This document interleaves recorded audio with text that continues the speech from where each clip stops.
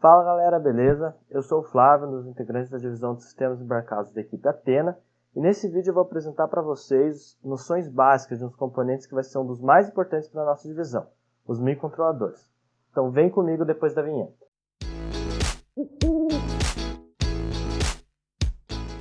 Basicamente, o microcontrolador é um circuito integrado, um CI, que é fabricado pela técnica de integração em larga escala, VLSI, que combina milhões de MOSFETs, permitindo que eu agrupe em um mesmo chip, um único chip, vários componentes de um circuito que antes iriam ser separados dentro dele.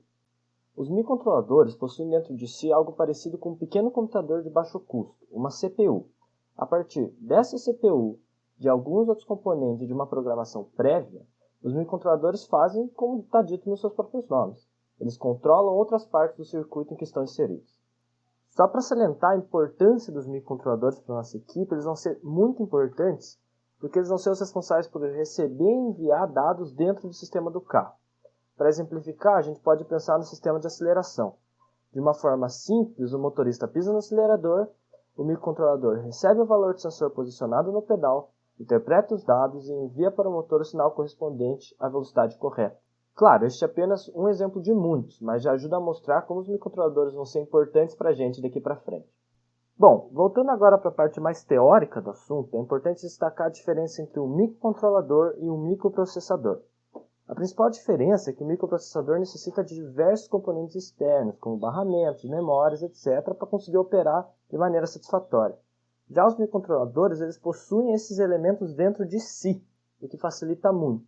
Isso se deve principalmente pela diferença de fabricação entre os microcontroladores e os microprocessadores. Legal, agora que a gente já sabe que dentro de um microcontrolador são agrupados vários tipos de componentes, é legal a gente saber quais são esses componentes. Bom, os principais são os seguintes. A CPU, a unidade de processamento central, ela vai ser responsável por lidar com as instruções que foram passadas pelo código-fonte, ou seja, ele vai interpretar o código-fonte e executar as instruções que ele passou para ela, de forma que a CPU se conecta a todos os componentes do circuito. Também temos as memórias, que são utilizadas para o armazenamento de dados e informações de código-fonte dos programas, as portas input e output, que são usadas para saída e entrada de dados, os timers e os counters, que servem para implementar funcionalidades de clock, modulações, gerações de pulso e etc. E por fim, temos os conversores analógicos digitais, que vão converter os sinais que serão transmitidos entre o microcontrolador e o circuito para adequar os sinais aos seus respectivos componentes. Bom, agora para algumas vantagens e desvantagens dos microcontroladores. As vantagens são basicamente que ele é de baixo custo, ele é bem pequenininho, tamanho minúsculo, o uso é simples e tem muitos pinos programados geralmente, além do tempo rápido de execução.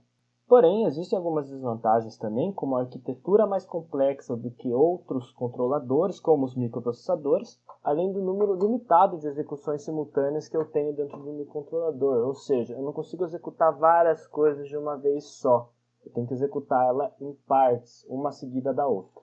Bom, já puxando um gancho da arquitetura que eu citei no slide anterior, é interessante mostrar que existem dois tipos importantes de arquitetura para microcontrolador quando se diz respeito à alocação de memória. De forma bem simplificada, quando o sistema possui uma única área de memória que comporta ambos os dados e o programa a ser executado, dizemos que esse sistema segue a arquitetura de von Neumann. Já quando os dados e o código-fonte são armazenados em locais diferentes, dizemos que este segue o sistema de arquitetura Harvard.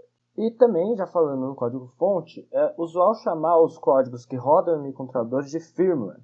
E geralmente a programação deles é feita usando computadores em uma IDE que nem essa da imagem. Os códigos geralmente são escritos na linguagem C e Assembly, mas é possível utilizar outras linguagens e isso depende daí do microcontrolador que você está usando. Bom, aqui a gente tem alguns exemplos de microcontroladores e fabricantes importantes de microcontroladores.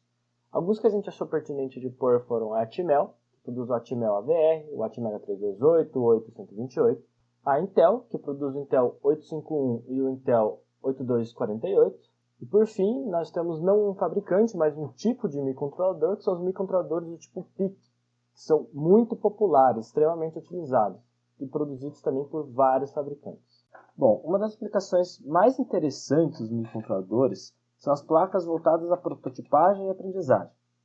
Placas como Arduino, Raspberry Pi e ESP são muito interessantes, muito legais para quem quer começar a ingressar no mundo dos microcontroladores, ou até se arriscar com projetos mais complexos, como até o controle de uma impressora 3D, por exemplo. Essas são ferramentas que elas abrangem um leque muito grande de possibilidades, e elas são bastante acessíveis, tanto em termos de preço e obtenção das placas, como em termos de aprendizado, porque existem muitos tutoriais, exemplos e cursos na internet voltados a essas plataformas.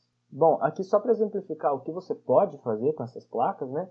Pode fazer, por exemplo, um MP3 com Arduino, que é um projetinho que é relativamente simples, ou você pode fazer um projeto até mais complicado, como um seguidor de linha com câmeras, que foi feito, que nem nessa imagem aqui, com o Raspberry Pi, que já é uma placa com capacidade de processamento um pouco mais elevada do que o Arduino.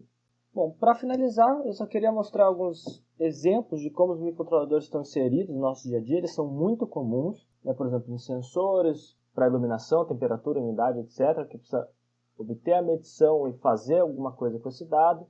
Dispositivos de segurança, dispositivos inteligentes, dispositivos de medição elétrica também são alguns exemplos, poucos exemplos de muitos que existem do uso de microcontroladores no nosso dia a dia. Bom, galera, esse é o nosso vídeo de hoje. Eu espero que vocês tenham gostado. Se gostaram, deixa o like, compartilha, ajuda muito a gente. Segue a gente nas redes sociais. E é isso aí. Um abraço e até mais.